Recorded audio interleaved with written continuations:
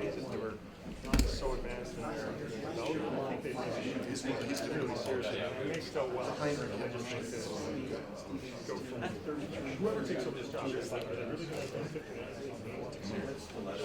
And I'm on down the list, so you're already maybe most likely starting from a position where you didn't do a lot as well.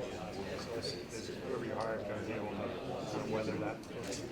Okay, to your point about this being a 59-win team this year and likely, probably not winning 59 next year, because you're going to have, you would assume, a better Celtics team, even as good as Boston was, with a healthy Kyrie Irving and a healthy Gordon Hayward. Who knows what becomes of the Cavaliers if LeBron James stays or goes, but Milwaukee with Giannis Antetokounmpo, Indiana certainly not slowing down, Washington doesn't seem to be slowing down, Philadelphia only getting better with Embiid and Simmons and Fultz and the rest. So when you make this hire, whomever it may be, veteran coach or rookie coach, how much of an eye is on the present? How much of an eye is on the future? Because the future, assuming the course, I mean, listen, this isn't just one.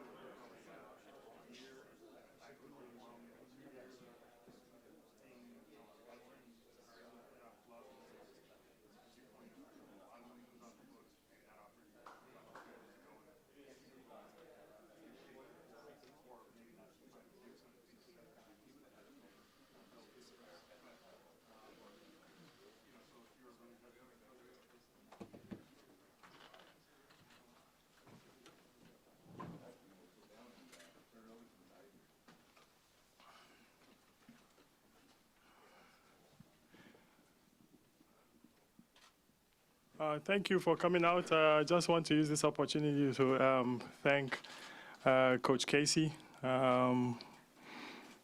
Today was a really difficult day for us in our organization, but I just want to use this opportunity to thank Casey and his family for a great time that he's given us last 5 years, 7 years in the organization, and 5 years that I've worked with him.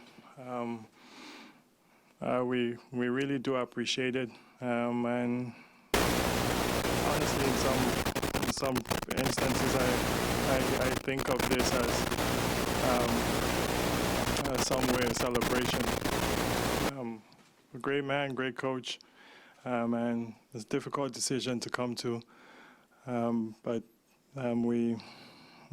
it's not something we've taken lightly, and we move on to our next phase with the Toronto Raptors.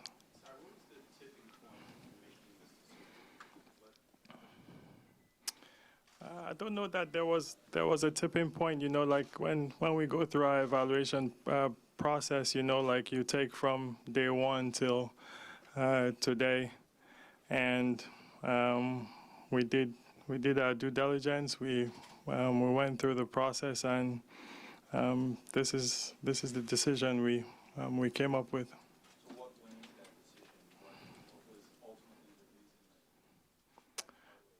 the reason? I think in some ways, I think the time has come. You know, like sometimes, you know, like these things come to an end, relationships come to an end, and we'll figure out a way to move on, new voice, and just knew everything in terms of that position, and it's really difficult to make this, especially in a short time from when the season ended to now. So nothing in particular that Coach Casey did wrong, but I think it was time for this to happen. Masai, why was it important to you to make this decision as quickly as you did? But you know, I've used the last 3 days to really evaluate, spent countless hours, worked with our team. This is not something we take lightly, but also in consideration with Coach Casey, and maybe looking at other jobs. I to give him that chance. Be fair that way. That we're not taking that chance away instead of dragging things on. You said this is difficult. Did you speak to him in person or over the phone? And what was his reaction? Yeah, I'd never speak to Casey over the phone with something like this. I met with him today. We've met every day. Had lunch together yesterday. What an unbelievable human being. It made it. This the hardest thing I've done in my life. I'll say it. And Bobby Webster and I went to speak to him, and I've never met anybody so that classy in my life. I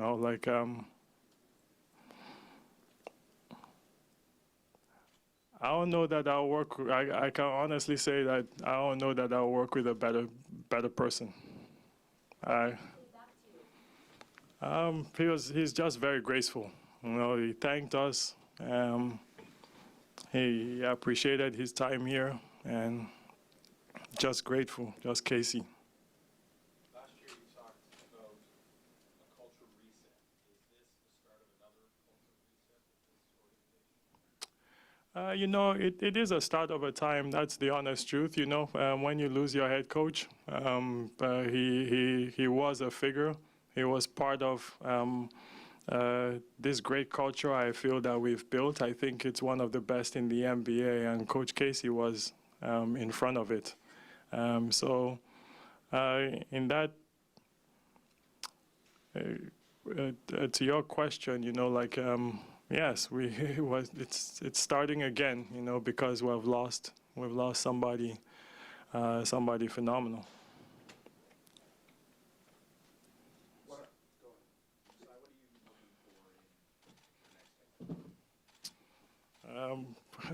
We'll start that process, right after I've finished here. So right now, to me, is about celebrating Casey. I feel we'll begin to attack that as soon as I leave here.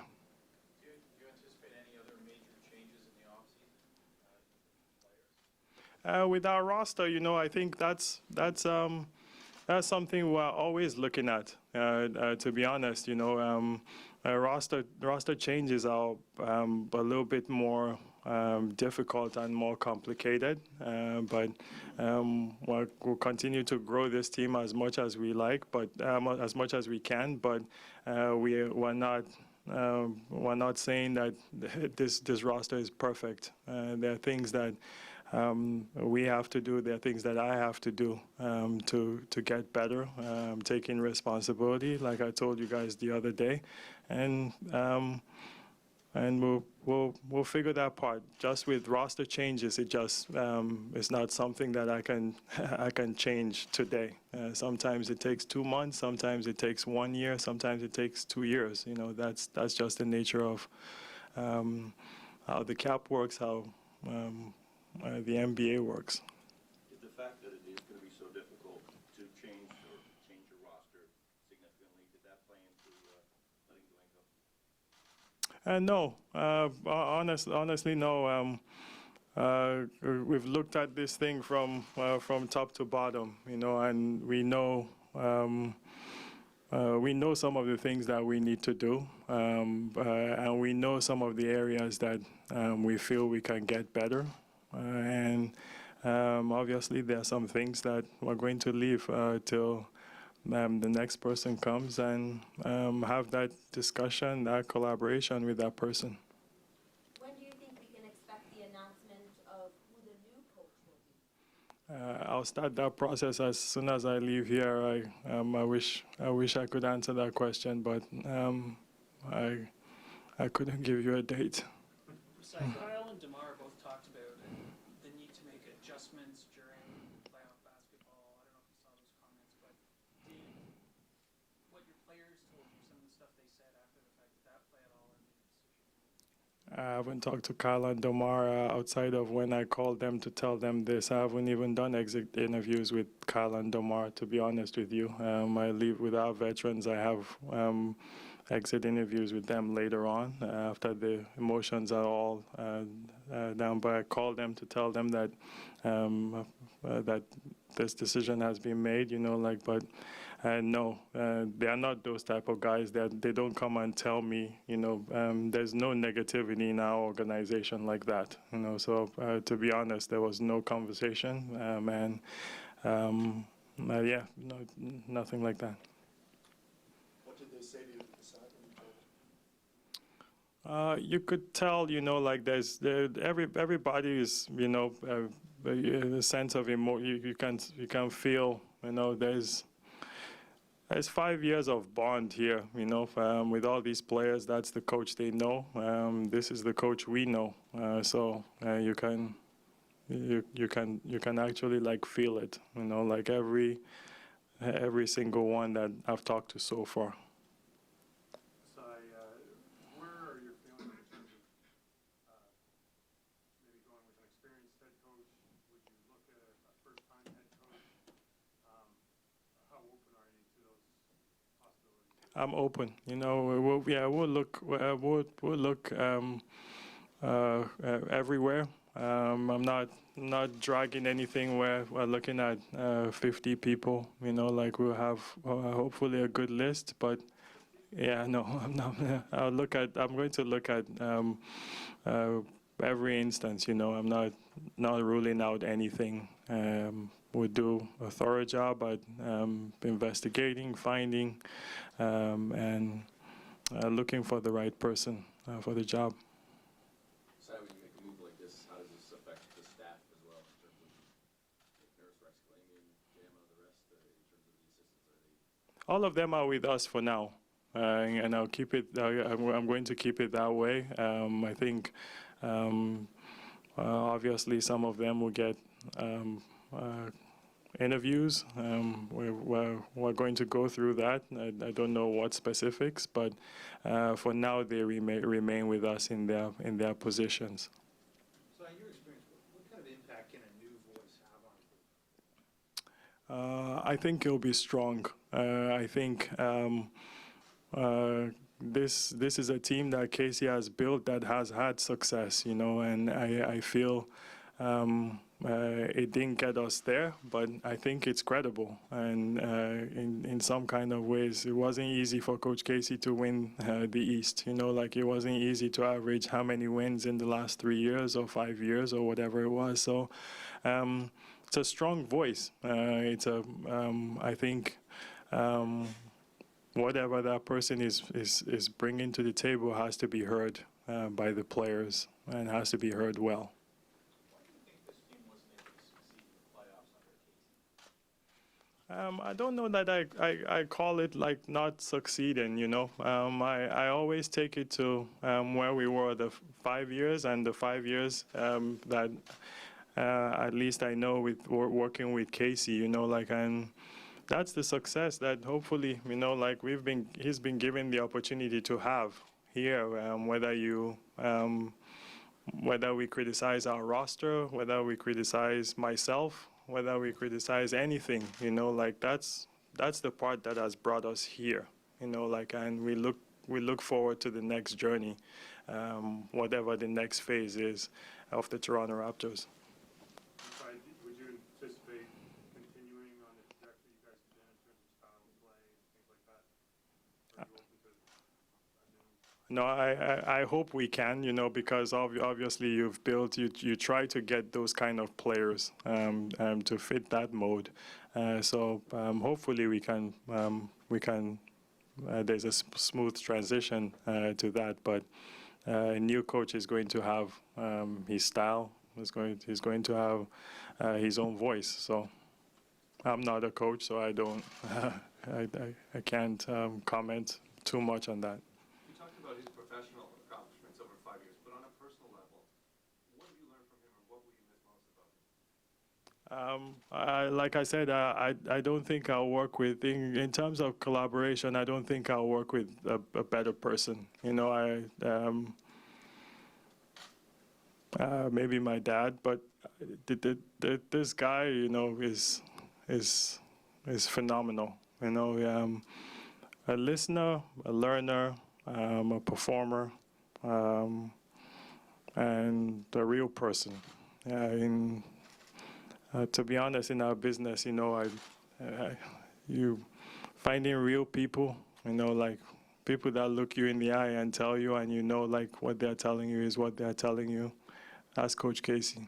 He's a good man, a good ball coach.